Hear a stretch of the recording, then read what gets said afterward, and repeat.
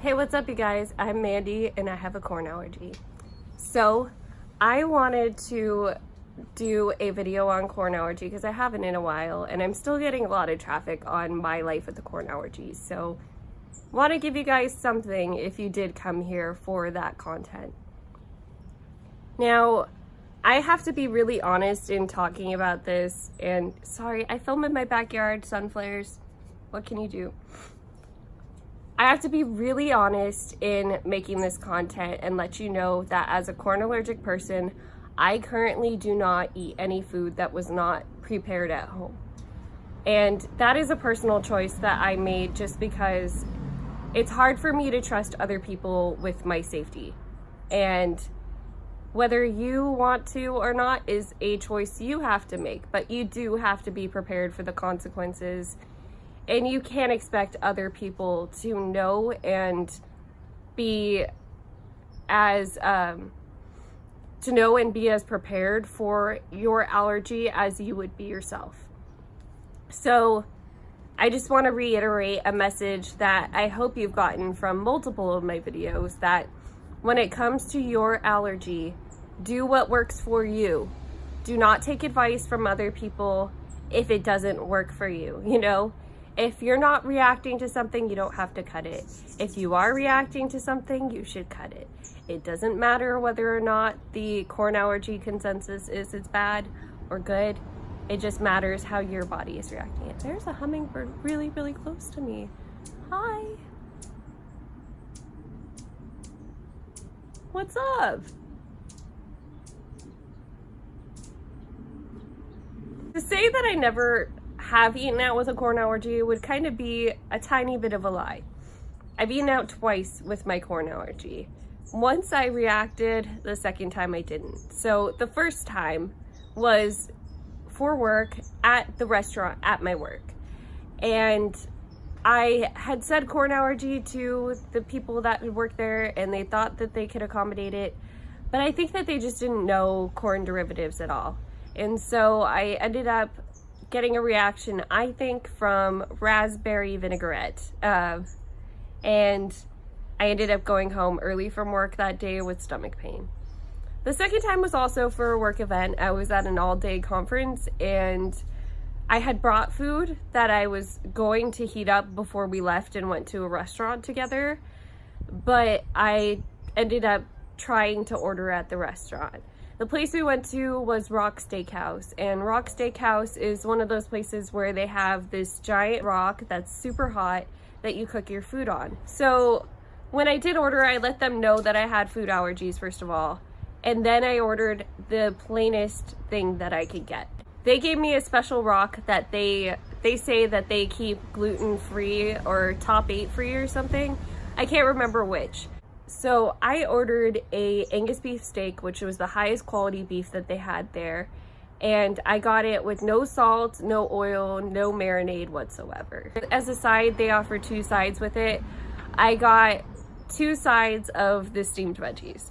The steamed veggies ended up being cauliflower, broccoli, and carrots that looked like they came from, you know, your average grocery bag list, which meant that they didn't look safe to me, so I didn't end up eating them. And the steak was okay. I mean, it was an unseasoned steak, and I didn't think ahead to bring seasoning that was safe for me, like Himalayan salts or, you know, like a pepper grinder, as weird as that is. But I was planning on bringing my own food, so which is weirder, you know?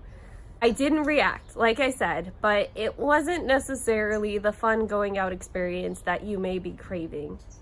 Now, in terms of what I have researched and read about going to restaurants with a corn allergy, I've heard people say that they've had success at various types of restaurants. So some people say Asian restaurants are fine if, like, you know, it's a small mom and pop place and they can talk to whoever's cooking the food. Some people say that the higher end places are fine, and that since they use higher quality ingredients and the chefs are a little bit more well-rounded, you can go in with multiple allergies and the chef will come out and actually try to build something custom for you. Other than that, like, I get hesitant again to tell you what packaged things that I eat or what specific products are working for me, because my sensitivity level has been decreasing, and I am what's now considered corn light.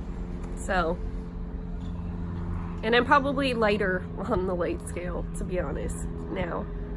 So, again, you know, these are the things that I've heard, the things that I've had experience with myself. Now, what I do instead of actually ordering food when I go out to eat is, God, this sun. I'll find a place. Here, right here. Instead of actually ordering food, I usually bring food with me, and I'll either bring just a snack and eat before, or I'll bring a Tupperware with like a full-on meal. And when I do that, I try to be very, very cognizant of the situation I'm putting the restaurant in. So first of all, I have heard some corn allergic people say that when they do this, they've had experiences ranging from the people offered to plate and heat up the food for them, to the people kick them out and say that you can't bring in outside food at all. Now, your guess is as good as mine. You can always call ahead and see what they say. Obviously, if you go to fancier places, the chances are higher that they're going to say no outside food. If you go to like a family-friendly restaurant or somewhere fast foody, the chances are lower, and they may very well not even give a fuck what you're doing at your table. So I also just try to be as unobtrusive as possible. I bring my own silverware. I eat straight out of the Tupperware. I don't expect anybody to heat anything up or plate it. So what I'll do is I will heat it the last second before I leave the house or the office or whatever, and then I'll put it in my bag and take it with me. Usually it's still warm enough that it's decent. The thing is, if it's, you know, because microwaves heat unevenly sometimes, if you didn't get all of the cold spots out, you may be eating with some cold spots. It's a trade-off that you have to make to keep yourself safe, you know? The other thing that I'll do most of the time now is just eat before I leave and bring snacks with me, just in case the night ends up being a little bit longer than I thought. So I try to eat as full of a meal as I can, and then that way, when I get to the restaurant, I'm not so hungry while I'm watching other people eat. It never gets less awkward just sitting there watching people eat, to be honest. It's always going to be slightly awkward. It's one of those things you have to get used to as a person with food allergies, and complicated food allergies and multiple food allergies, most likely, if you're watching this because you're corn allergic. So it's just something you'll have to get used to, watching people eat, because for some reason our whole social system is built around either getting coffee, getting drinks, going out to lunch, going out to dinner, you know. There's no avoiding it. Like, the world moves in terms of food, and so if you can't take part in it that way, you gotta just adapt. I am cognizant of the fact that I'm literally just taking up a seat in either of these scenarios. And so I do try to tip a little bit more generously than I normally would, just because, you know, the waiter or waitress is probably thinking, this person's taking a seat, that's a tip I'm not getting because they're not ordering. I'm not saying you necessarily owe them something. You just have to be a little bit cognizant of how you're affecting their world. And I know that that's not something that it comes easy sometimes, because we feel like nobody's cognizant of this allergy. You know, this allergy is so freaking complicated that we can't expect anybody to take care of us. So anyways, that has been my strategy for eating out and getting out of the house. The other thing that kind of comes along with that is alcohol. In terms of alcohol, I've tried alcohol once since I got diagnosed, and I had Patron, and then we had them take like a mineral water out of the refrigerator, not out of the like soda sprayer. And we had that with, we had the Patron with the mineral water and some lime. And that was the drink that I drank. And I probably only had 3 sips of it. I personally do not miss alcohol. I didn't enjoy it that much. I had a really fun ride with it for a second, but when I think back, the mornings after felt a lot like days that are high symptom now. So it's just not worth it to me to give myself diarrhea on purpose, to be honest. And I'm gonna leave it at that.